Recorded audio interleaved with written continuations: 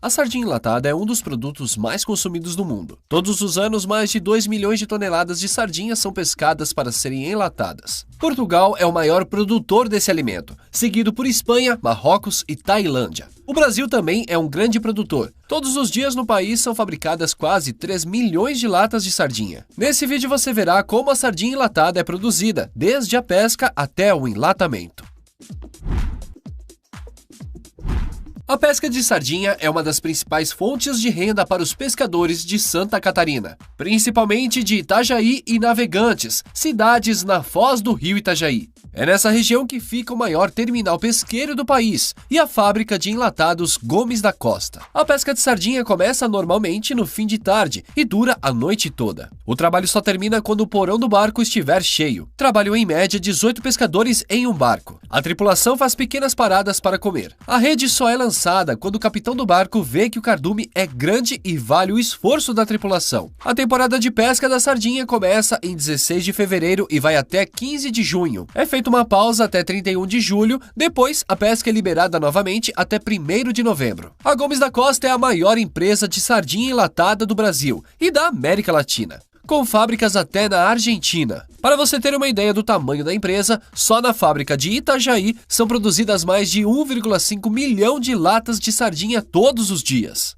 A história da sardinha enlatada remonta ao início do século XIX, quando a técnica de enlatamento de alimentos começou a ser desenvolvida. A sardinha, um peixe pequeno e abundante, tornou-se um dos alimentos mais populares a serem enlatados devido à sua disponibilidade e valor nutricional. Acredita-se que a primeira fábrica de enlatamento de sardinhas tenha sido estabelecida em Nantes, na França, por volta de 1824. Nesse período, o enlatamento de alimentos ainda era um processo manual e demorado. As sardinhas eram limpas, cortadas em pedaços e colocadas manualmente em latas, que eram então seladas com solda. Essas primeiras latas de sardinha eram simples e não possuíam sistemas eficientes de conservação. No entanto, o enlatamento de sardinhas ganhou um impulso significativo quando técnicas mais avançadas foram desenvolvidas. Em meados do século XIX, surgiram máquinas de enlatamento que permitiram um processo mais rápido e eficiente. Além disso, foram introduzidos métodos de esterilização e conservação, como o cozimento em altas temperaturas, o que aumentou a durabilidade e a segurança dos alimentos enlatados. A popularização das sardinhas enlatadas deveu-se principalmente pela sua capacidade de fornecer uma fonte de proteína acessível e de longa duração. Durante os séculos XIX e XX, as sardinhas enlatadas se tornaram um alimento básico em muitos países, especialmente nas regiões costeiras e entre as classes trabalhadoras. A sua disponibilidade em conserva garantiu que as pessoas desfrutassem de sardinhas frescas, mesmo quando não estavam em temporada de pesca. A partir do século XX, a produção e o consumo de sardinhas enlatadas se expandiram rapidamente. Várias empresas começaram a fabricar e comercializar esse produto em diferentes partes do mundo. As latas de sardinha também evoluíram, tornando-se mais práticas e convenientes para abrir e consumir. Além disso, inúmeras variações de sardinhas enlatadas foram introduzidas, como sardinhas em molho de tomate, em azeite, em óleo vegetal, com pimenta, entre outras. Apesar de terem enfrentado certas flutuações na demanda ao longo dos anos, as sardinhas enlatadas continuam sendo um alimento popular em muitas culturas até os dias de hoje. São usadas em diversas receitas como patês, saladas, pizzas e sanduíches. Além disso, as sardinhas enlatadas são valorizadas por seu perfil nutricional, sendo ricas em ômega 3, cálcio e vitaminas. O processo de produção da sardinha enlatada passa por várias etapas.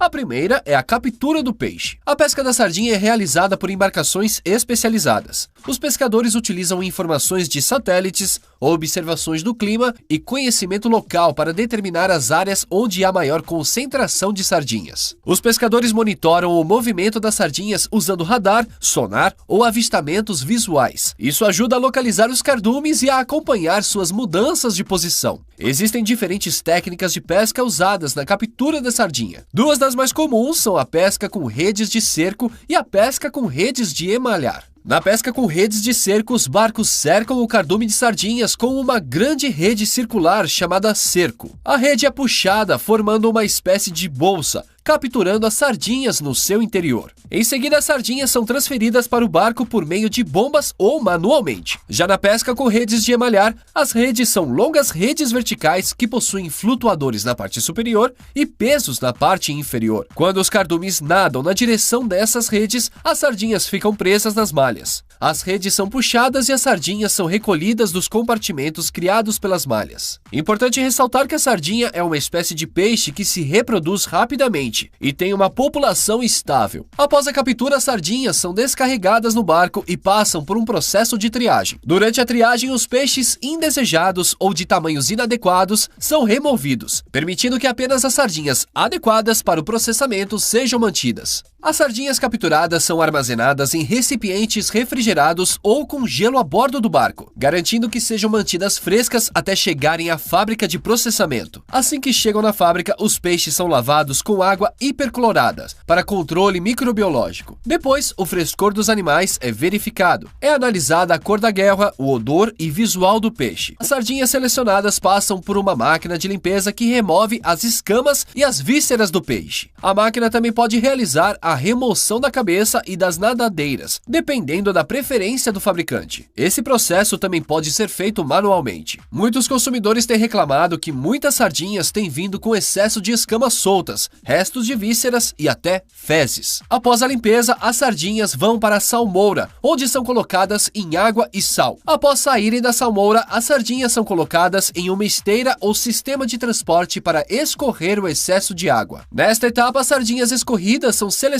manualmente para garantir a qualidade. As sardinhas selecionadas são então colocadas nas latas de conserva, geralmente de metal. Esse metal não entra em contato com a sardinha, porque a lata é revestida em seu interior com uma camada de verniz. Esse verniz utilizado não é prejudicial à saúde. É comum adicionar algum tipo de molho ou tempero na lata para realçar o sabor, como óleo de soja, molho de tomate, azeite, pimenta, entre outros. Também pode haver a adição de outros ingredientes, como cebola, pimentão ou ervas, dependendo da receita. No Brasil é mais comum usar o óleo de soja, mas é possível encontrar sardinhas com outras opções de molhos e óleos. As latas são lacradas hermeticamente para garantir a conservação adequada do produto. Isso é geralmente feito por máquinas que selam a lata com uma tampa de metal e aplicam a pressão necessária para garantir o fechamento adequado. Já com a latinha fechada, a sardinha entra em um forno e é submetida a 118 graus Celsius. A alta temperatura serve tanto para esterilizar a lata e matar quaisquer bactérias e evitar o uso de conservantes, quanto para derreter os ossos dos peixes. Assim, eles esfarelam na boca e se tornam uma fonte de cálcio, mas sem o risco de que a pessoa coma uma espinha.